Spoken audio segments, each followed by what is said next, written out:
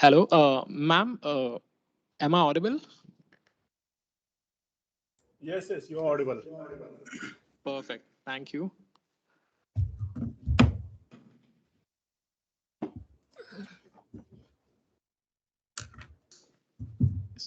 Good afternoon, ma'am. Camera first. Yeah, please go ahead. Thank you. Uh,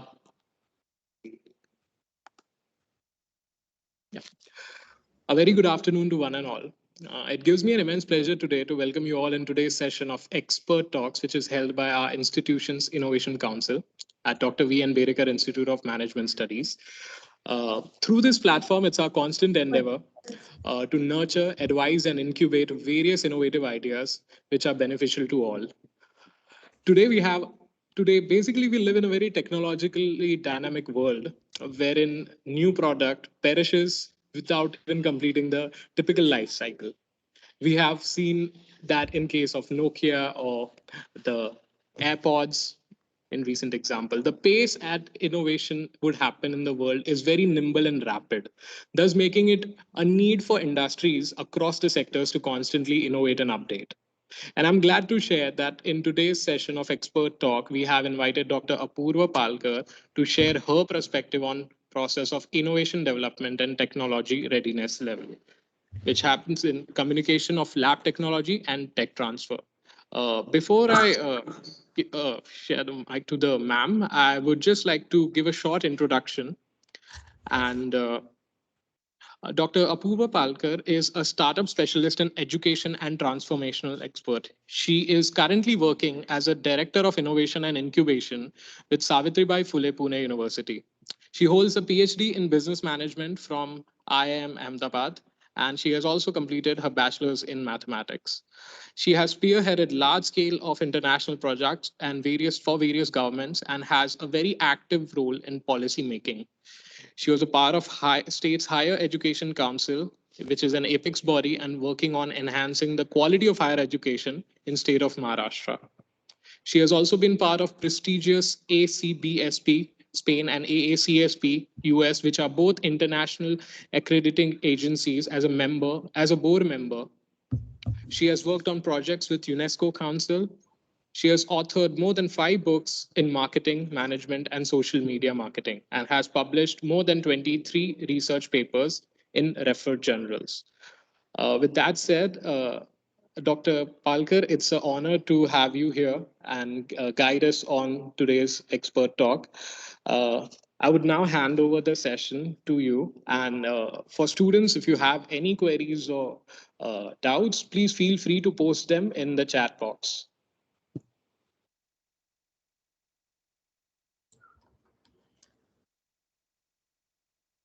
Hi, good afternoon, everyone. Camera is off. Hi, good afternoon, everyone. Good afternoon, ma'am. Can we have the screen share stopped, please, for a minute? Yes. Yes, ma'am. Yeah. It's done. That's it. Minute. Okay. So, can I just get a composition of how many students and how many faculties today are here for this session? Yes. So, ma'am, we have 90 students and we have 5 faculty members with us. Okay. And these are all engineering students? No, we are management students. Okay, First business year, management. yeah, first year MMS students. Yeah. First year MMS students are with us. Okay. That's very interesting to do this session for especially the management graduates. Considering that your college has been doing a remarkable work in the innovation space, I was approached by Madam last year as well to do the session with you, but for certain reasons, I was not able to do the session with you. Today, what I'm going to be doing is I'm going to be running you through my experience of how things have shaped up in the University of Pune. Though of course it may be difficult to make a replication in a college system, but I truly feel that it may be important and essential for all of us to take this forward. I have a small presentation. In a minute, I will just share the presentation with all of you. Just give me half a second to share the presentation with you. Uh, Sure, ma'am.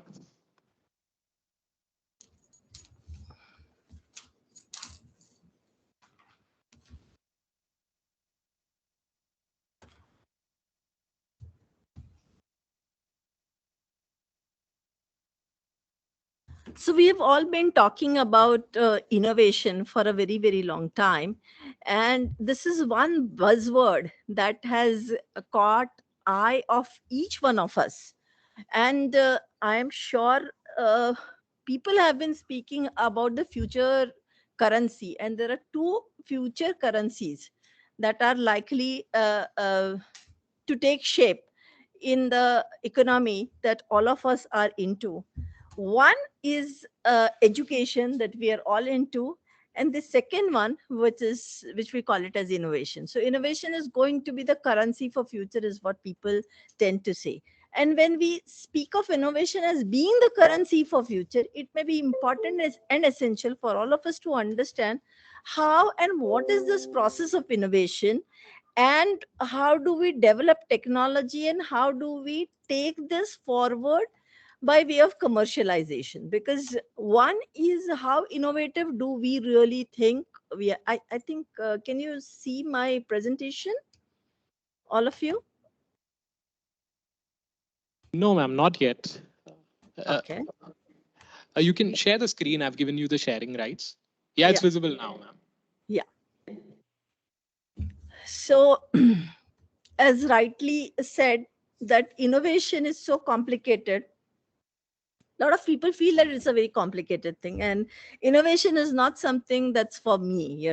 So that's the kind of feeling a lot of us have, especially now that I am very happy that I'm speaking to business school students, uh, where this is a part of your strategic management course that you're doing, where you've been talking about innovations. There are case studies around innovations. There are companies like IBM who have made a mark for themselves in the space of innovation. We have the likes of the Apple, who have made a space in the innovative space, and every year we are excited to wait for that day, when Apple comes out with a new version of a product. So that is what is innovation all about, and the linking and the positioning of a company based on innovation. So I need not tell you the importance and significance of what is innovation. And therefore, one humble submission that I want to make here to everyone sitting in the room is that innovation is not complicated, is not at all complicated as all of us believe and think that it is a very, very, very difficult thing to be achieved in life. So as I mentioned 2 minutes back, this was what, when Barack Obama was the president of US, he said that 21st century would be a century which will be driven by two things, which is education and innovation. And innovation, as we all understand, is not about the power of idea, but it is the execution of the idea. And when we speak about execution of the idea, what really becomes very significant and powerful is, how do we look at the complete framework of moving what is in the boardroom into what is the market space. So the movement from a boardroom to the market space also has various other steps involved in it. What are these steps? So these are the steps that probably Jappe madam wanted me to ponder upon today when I am discussing and talking to you, which is the aspect of development of a product or a technology. And since you're a business student, I would also like to focus upon the aspect of development of a business model. It's not always that a invention happens. A lot of times what really happens, and comes into being is a differentiated model, which is an innovative model that gets presented to the world. And when we do so, what are the ways of doing it?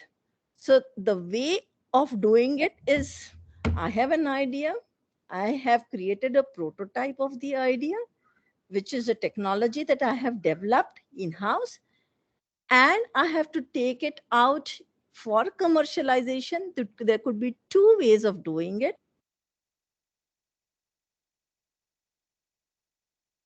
For a given price, or I come with my own enterprise and become a startup. So why it looks very, very simple. When I say this, it looks very simple, but in practice, there are lots of ifs and paths that all the educational institutions are struggling with in terms of understanding how do I go about doing this? How do I do the commercialization of the lab concept technologies, and how do I do the transfer, and what should be the price that I should be taking for the technology that I have developed. I'm not sure how many technical students are there in the class, but that's the reason I said that it could be a model that one could be speaking of. When I speak of this innovation as a jargon, it may be important for all of us to be uh, aware of the fact that this jargon has suddenly gained a lot of significance and importance. Now, who are the people who are having a first mover advantage globally? I'm sure the answer that everyone knows sitting here, your business students, that MIT and its website beats all the other school across the world when you just type out innovation. Even today, if you type out innovation, the highest number of hits that any institution globally receives is MIT. Even higher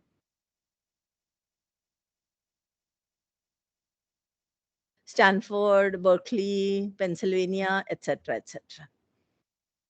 So now there is a huge space for all of us in the innovation nationally, locally, regionally, at the state.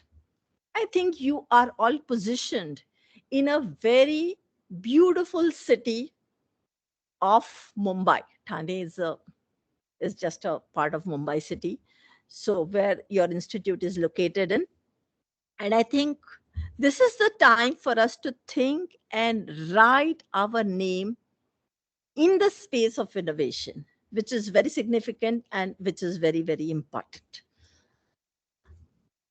So I'm not going to be getting into this small example that I gave here was that England 68 for 6. Expectation from Virat Kohli is 100 all out. They scored 246. So they say that this team's performance was very, very poor. If, for example, we consider that England were 200 for 3, and 246 all out, it's a great performance. So what am I trying to tell you? I'm trying to tell you that in India, the context setting is just happening. So it may be important for us to set this context for ourselves for the innovation space. And I think we have a clean whiteboard. Very little things have been written on this particular board. I am not amazed, I'm not surprised that in last 2 years, or rather 1 year, 2021 has been a year where we have seen the maximum number of commercializations happen in the city of Mumbai and Pune. The city of Mumbai and Pune put together have more than 7,000 startups in the ecosystem where commercialization has happened of any technology and of any idea. Just to give you a context of the city that I belong to, I am from the city of Pune. The city of Pune last year in 2021 has received funding for the startups to the tune of $560 million. That's the kind of investment that has come on the commercialization of the technology that has happened in 26 sectors. And these 26 sectors are booming sectors, not only for the city of Pune, but also for the country. And when we look at the national landscape, in the national landscape, in the year of 2021, we have realized that India has created 42 unicorns. And these 42 unicorns that have been created in the year 2021 is equal to the number of unicorns that were created in last 9 years. So the vibrancy that we see in the country in last 1 year, with the performance of a lot of commercialization of the ventures, makes this topic very, very significant, especially for the business school graduates. I know it would be really interesting for a lot of you to know that this last year that I've been talking of, the first 2 quarters were really bad for commercialization space because there was a lot of fear of pandemic. But the last 6 months, as we call from June to December, were the 2 quarters where we had the maximum number of investors come to the state of Maharashtra who were not from Mumbai and Pune. These are the two prominent cities for the state. Unfortunately, they are. But these were the investors who were from Bangalore. They're the investors who had come from Delhi. They're the investors who came in from the city like from Silicon Valley. There were some investors who came in from the Gulf countries. There were investors from UK who came into and started showing interest in commercialization of the ventures. I think this is a huge space. And this huge space requires people to think innovatively. So what is the starting point? Let me go to the starting point, having built this context for you. Let me go to the starting point. The starting point for any academic institution is the student, the faculty, the alumni, industry, and the common person. I think an innovation can come from any one of them. We should not restrict ourselves to thinking that probably you're students of MMS first year and you know of your buddy who is doing something else who's a common person. There is no harm in engaging with that particular person, or you're probably an alumni of your own college or a faculty member from your own college or any other college, or someone from the industry to help you, support you to think of an innovation. I think thinking of innovation itself is the first point. A lot of times we are not able to think innovatively because of the fear that what we say or what we do may not get accepted as something that the world thinks is innovative. The first important lesson that I want to give in this session to all the students and request to the faculty members is, how do we harness the culture of innovation in an institution? Which starts with the fact that we need to build the thinking capabilities for the students who are with us. And which may start off with very small things like a MMS first year project. It could start off with a small civic problem that someone is trying to solve. The best space could be the municipal corporation next door to give you the problem statement to have the innovative solutions. Now, being business students, I know you understand what are the 6 thinking hats. I feel for innovation, it may be very, very essential for all of you to have and pick up these 6 thinking hats. White hat, which is asking a question, what do we do? What do we need to do? And how do we get this information? Black hat says that what are the difficulties and weaknesses? Green hat is the creative part in you, any new ideas, new opportunities. And can I develop something new and different for the opportunity that exists around me? And how can I improve upon it? Red hat is where you start expressing your emotions, where you come out with your gut feeling. Boss, this will work. Boss, this will not work. I keep meeting a lot of startups.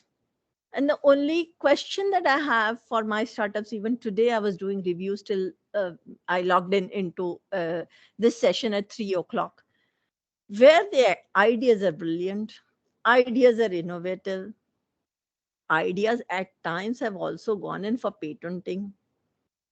But it may be important to understand whether my customer really needs this idea or not. What is my gut feeling and what is the feeling of the market becomes very, very important. And for this, you need a yellow hat. Yellow hat, which says that, can I become optimistic? What would be the strengths and what are the opportunities of getting into this particular space? And last is the purple hat, which is thinking about thinking. What am I trying to say about when I say thinking about thinking? What is it that I have learned? And what is it that I'm going to do next? So, in innovation space, it is very important and essential to have the 6 thinking hats clearly put in front of us when we want to get into innovation.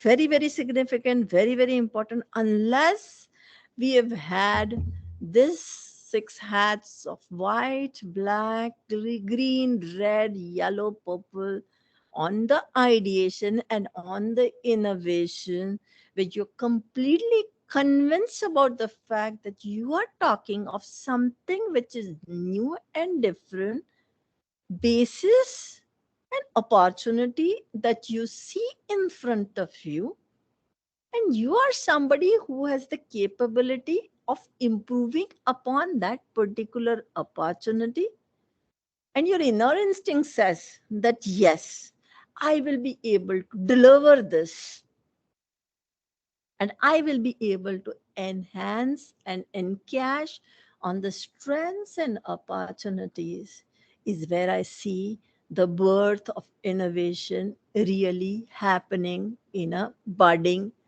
entrepreneur. It's not important that everyone has to get into entrepreneurial ecosystem. That's not required. What are we talking about is the capability of thinking, and this is a futuristic skill that is really required, especially in the business schools. And I think if your college has thought about it, is the right time and the right space for you to be in to do this. So are you really solving society's problem through your knowledge? Becomes very, very important. So that is what one needs to think about and ponder upon when we are in the startup ecosystem. As I told you, I will also be speaking a little bit of our experiences of how did we go about doing this in the university. Uh, when I joined this university as a director innovation incubation linkages, the university or any academic institutions for that matter were used to having research as the prime focus. In the business schools, what we really do is we train the students tuned to the skills that are required by the industry and the domain knowledge that you think you would be taking in terms of your future profiles, be it in marketing, be it in HR, be it in finance. And that's how our tuning has been all along. In the university system where I work with a lot of people who are researchers with me. be it the department. And I know in an MBA program, we get people and students who come from different domains. Some of you may be an IT engineer, someone would have done their BMS, someone has come with economics as a background, someone has done bioinformatics, someone has done biotechnology. So you come from different domains. So you have an expertise of domain. And a lot of times in academic institutions, the first framework that is really created is a framework which says that this is a nice, beautiful business proposal that I am creating, or a research proposal that I am creating, for which I will pitch to some of the funding agencies who will give me money. So we are very happy to have such proposals. But my biggest barrier, or my biggest question to anyone who came to me with this particular idea, is that why should anyone invest money in a proposal or an idea that you want to research on? This is the basic fundamental question we generally ask for anyone who want to be in a space of innovation. Why the innovation is important, and what do you do with this innovation is equally important. Because why innovation is an answer to the question that are you really solving some problem which is application oriented.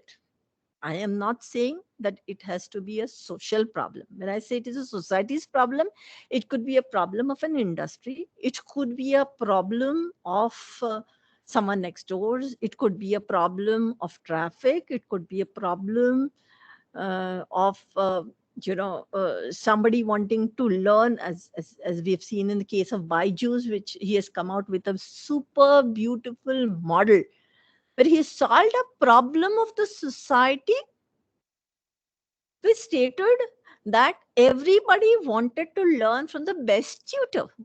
And this is where Baiju has become a rocking success. Or, for example, the kind of unicorns that we have. Pune just created a unicorn in a space which is known to all of us, which is concept of a cloud kitchen by way of what we call it as Fasos. Faso, so that's a company which became an overnight success because of the fact that it gave away the concept of having multiple restaurants by bringing everything under class. So now you solved a big problem of home delivery, which started some years back, and today he's making money. So he thought of a problem of a society which says that, can I have something beyond a McDonald's burger and a pizza, coming from a Pizza Hut to something which is Indianized form of food, but which can be scaled up very, very fast. So that is the problem that the society was facing, that society wanted a Indianized answer to quick eating. So these are the kind of problem statements that have become very, very successful in the society. Today we have innovators who are thinking differently. For example, 2 days back, we called in 5 startups from Pune and Mumbai who received the awards from Honorable Prime Minister, sir, for being the best startups in the year 2021. And to our surprise, most of the startups were trying to address different issues. And the issues were varying from somebody from the city of Mumbai who came out with a solution of Nadi Pariksha using technology. Something very, very unique, because today the significance of Ayurveda and Nadi Pariksha is becoming very, very significant. So that's a solution that he's come out with. Or as against that, I have come across another company which says that, how can I make use of all the possible garbage or the waste that I have, and the waste that come, a ton of waste that comes to me, by the end of the day I'm able to convert that whole 1 ton of garbage into what I call it as diesel. And here is a product. So garbage is the biggest problem that the society today is facing. And converting the waste to wealth is a big area on which the startup has gone ahead and done work and created a form of a diesel which can be used only for the industrial use, B2B. But having done this, what is the second step? The second step is you have innovated something, you've thought about a problem, you've thought about a solution. And the second part is where I always struggle as an innovator is how do I protect my intellectual property right for what I have created? It may so happen you go and speak to an expert in the startup ecosystem. He tells you that you have a very brilliant idea and you think that you are the only person who has that beautiful, brilliant idea. You get out of your balcony and you just shout out, you will have 10 people with the same idea. So, what am I trying to tell you? I'm trying to tell you that when you have an idea and you want to protect the idea, it is important for you to understand why do you want that protection? Do you want that protection so that you're able to monetize on your idea that you have created for a value in the market by what we call it as technology transfer? Or the second reason why you would want to do this is you want to get into production.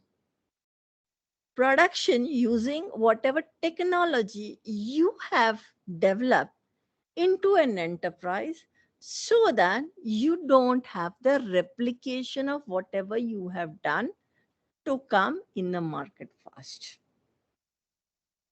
You'll be surprised if you look at the market which talks about IPR. It may be important to understand that IPR may give you a small protection, but it may be important for you to scale that at the earliest. So, what are the challenges that you see in terms of commercialization of your idea from lab to the market? I understand this is what your people wanted me to speak on, and how can this technology transfer take place, and how do we go about doing so? When we look at the number of transfers of technologies that are happening in academic institutions, barring the IITs, you will find very few who have been able to make a mark for themselves in the tech transfer space. But today, I'm very happy to share with you that commercialization of the technology and commercialization of innovation is something that is becoming very handy because of the ecosystem that exists around us. Now, what is this ecosystem that I'm talking of? The ecosystem is all about the kind of policy making.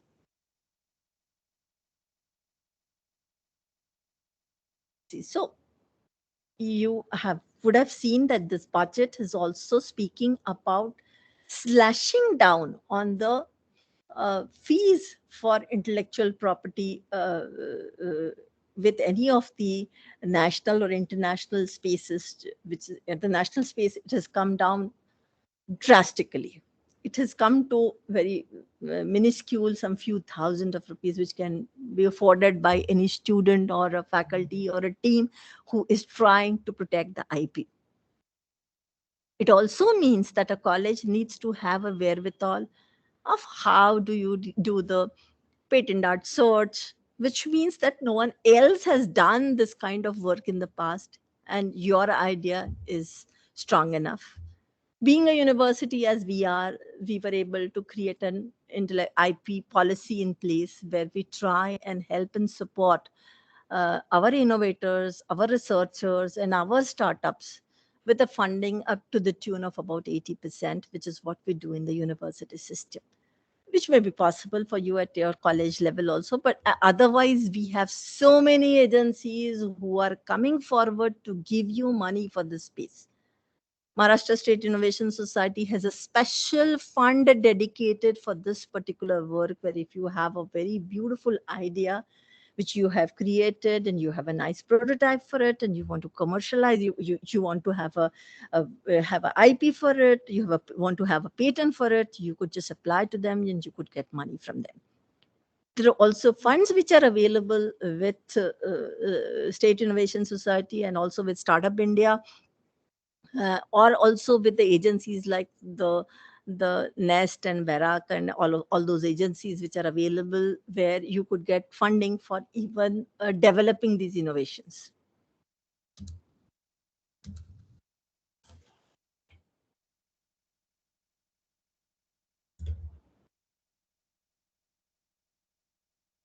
Sorry. Sorry, my screen went blank, so I just had to stop for a minute. Uh, No so issues. Ma'am, we can see your screen. It's yeah, just that, yeah, yeah, you can switch to a full screen mode if possible. we'll just do it. Thank you, ma'am.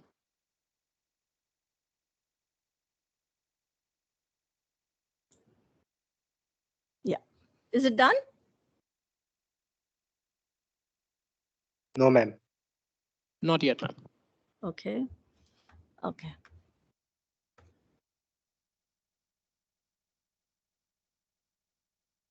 Yeah. Is it now? Yeah, ma'am, we can see you. Just the presentation is not visible. Oh,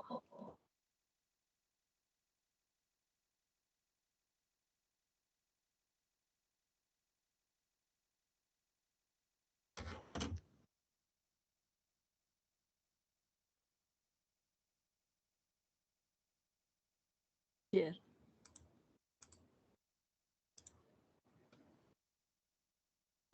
How does it look now to you?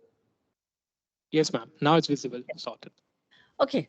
Are you all with me in what I'm saying, or does it make sense to you what I'm saying, or any comments, any questions so far? Sure, ma'am. We actually completely echo your thought process. In fact, that is the aim at our IIC, which is the innovation cell that we have at our institute as well. We constantly look at the problem statements and try to figure out how to do things differently, how to innovate, and being in the smallest of the processes and the how design thinking works. So it's really a cradle of a lot of things and. We typically yeah echo with what you said, Okay. and it's really good opportunity Okay. as well. Okay. Let me go ahead with my presentation that I have lined. So, what I'm trying to say here is that education today is looking for, you know, developing thinking skills. And I strongly believe that this is one opportunity for the students to build self belief.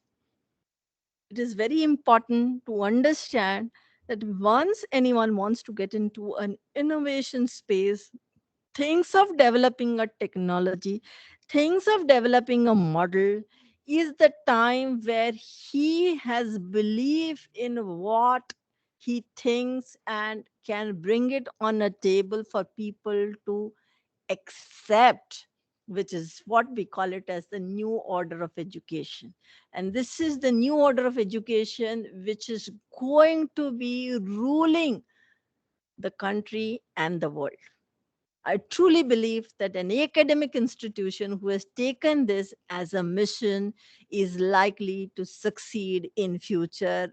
Needless to say that if Bedekar Institute has taken this not just for the council, innovation council that you run in your college, but I think this will shape up the thinking of faculty members. This is going to shape up the thinking process of the students, and I strongly believe that this will definitely give you better placement opportunities for any student who has gone through this particular grill, where the confidence will speak, and it definitely will not be what is the questions of my interviewer who's going to be asking me, but it's about what you have really done will excite an interviewer to look at you in the real space. So what is it that I'm trying to tell you is allowing you to think beyond the obvious. Let's not think of things which are obvious, but let's start thinking beyond the obvious. It may be important for a lot of us. We have been in the business schools where we have been doing a lot of our thinking basis the case study methodology. In case study methodology, a lot of times allows us to do a rational analysis of what has happened in the business in the past. But it may be important for us in our teaching to allow think for solutions which are beyond the real obvious that the case studies may actually teach us.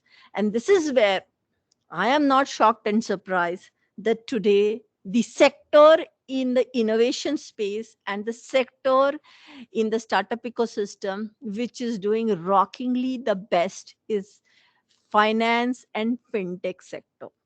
And this is where I see a lot of potential for people from the business school to get into.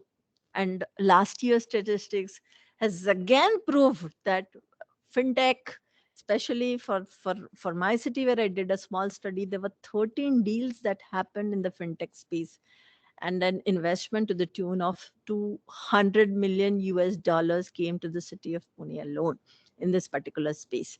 So this is one space that allows business students to think on, and I think in the government of Maharashtra, there is a special cell dedicated only for the fintech funding. I think here is a huge opportunity. I also strongly believe, because you asked me to speak on the topic of technology transfer, I would like to share a very beautiful model that exists in Ireland. And I had the opportunity of being a part of that particular model, which is a learn of it model. And I went and witnessed it, and I found that very, very interesting. And that model was there were a set of three universities of the best top three universities of Ireland are associated with this learn of it model. These three universities, along with uh, which gave the best professors. So obviously, if it is a college would definitely have the best teachers and faculty members in a specific area, especially in a city like Thane, Mumbai that you are in. You also have an interface of a lot of visiting faculties who bring in a lot of business acumen and also domain expertise who could also be thought of in this model similar to this. Second piece in this particular model were the big giants. The big giants like the General Motors, the Google, the Microsoft, all big companies across the world were associated with this particular center. And what was the role of these big giants? The role of these big giants were to provide problem statements to the professors. And professors who were domain experts, they, along with the research scholars, kept working on the problem statements. And who are the third set of people associated there? The third set of people who are associated in this model were the students. And what is it that the students were trying to gain in the whole process? So, problem statements coming from the industry, big giants who needed probably the solutions to their problems.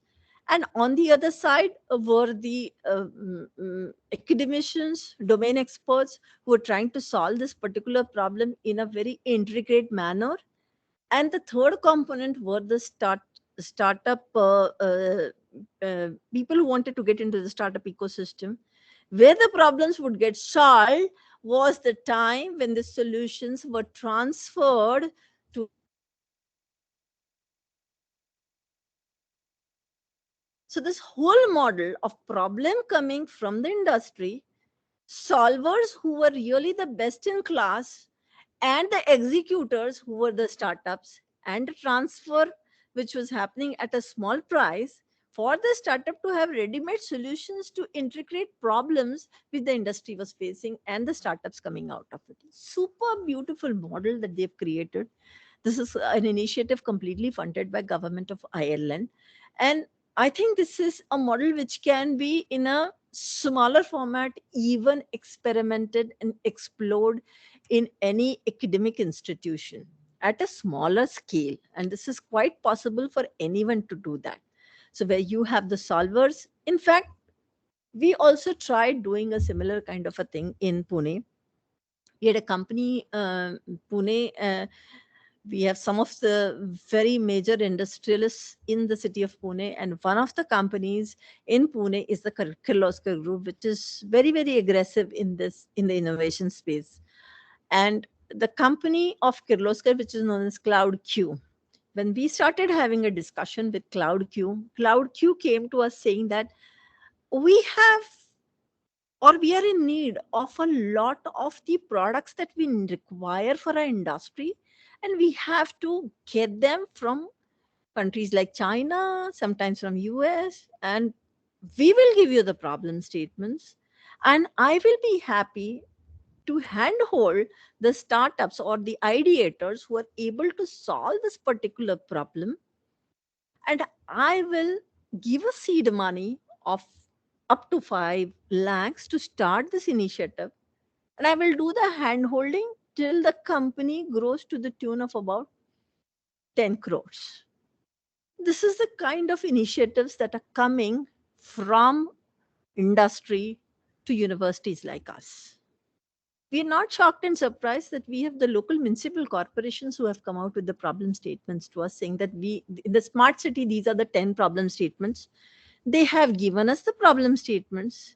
We ran pitch fest for the problem statements, and I'm happy to share with you that the initial seed money came in, and also some of the orders that came directly. So it was just not about the technology that got transferred from the college or from the university or from the department directly to an industry, but it was creation of an enterprise with the help and support of the problem giver. So these are the examples that are happening day in and day out in front of us. So this can only happen provided we allow ourselves to think beyond the obvious. When we think of a problem that needs a solution, be it a problem in agriculture, for example, I have a startup which works in the space of agriculture, who has developed a sensor technology that can not only detect the soil moisture, but also tries and monitors how much water goes in. It doesn't stop here, but it also compiles the complete data through a gateway for all the soil testing that happens wherever the sensor technology is employed. So over a period of time, if we have 40% or 50% of the land in the state of Maharashtra under this technology, we have 50% of the data, which is a futuristic data on how and what does the soil behave on a given set of water quality, quantity, and the kind of cropping patterns. This is something which is very, very futuristic. So this is a problem that you're solving for the complete state of Maharashtra, where everyone is talking about the fact that sugarcane belt is taking 80% of the water in the given region, and only 10% of it which goes to industrial use and domestic use. So huge problem which is being sorted by a startup.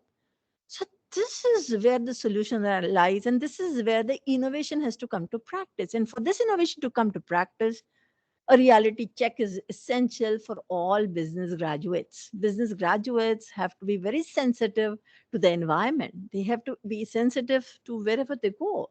It could, and you would say that I'm not an agriculturist, but someone who is doing this startup is not agriculture specialist at all.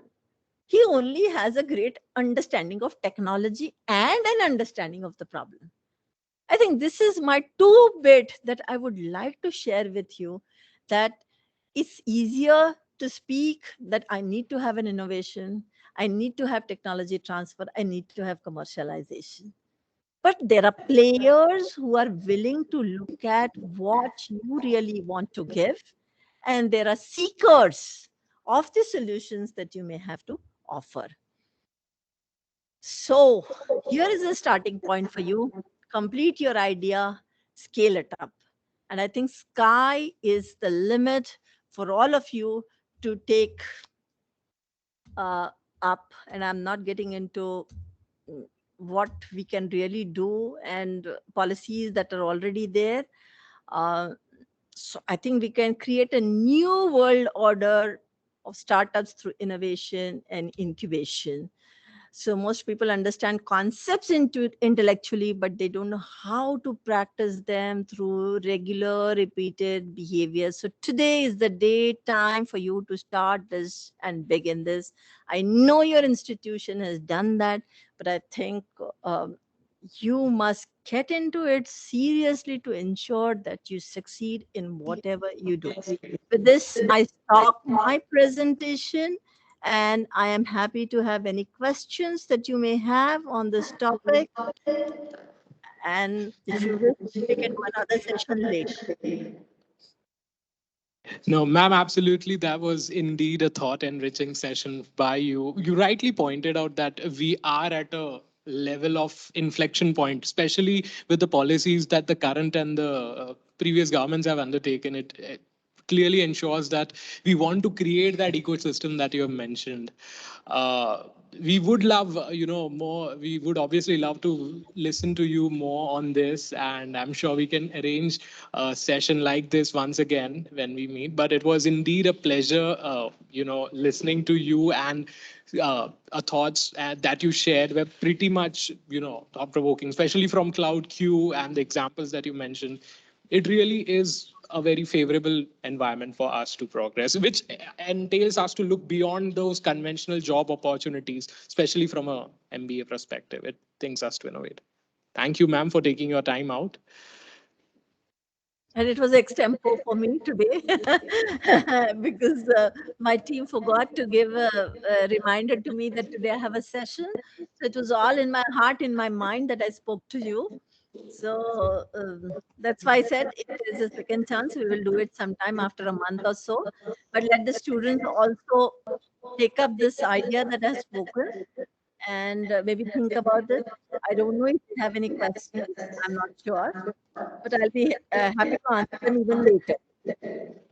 Sure. So as of now, we are yet to get any questions. But what I'll do is I'll source any questions if we have and post it. I share it with you. Also to the students, we'll share a small feedback link. You can submit your feedback or comments on how today's session was, if you have any, so that we can reach out to ma'am and get her thoughts as well. Thank you, ma'am. Thank you so much. Thanks.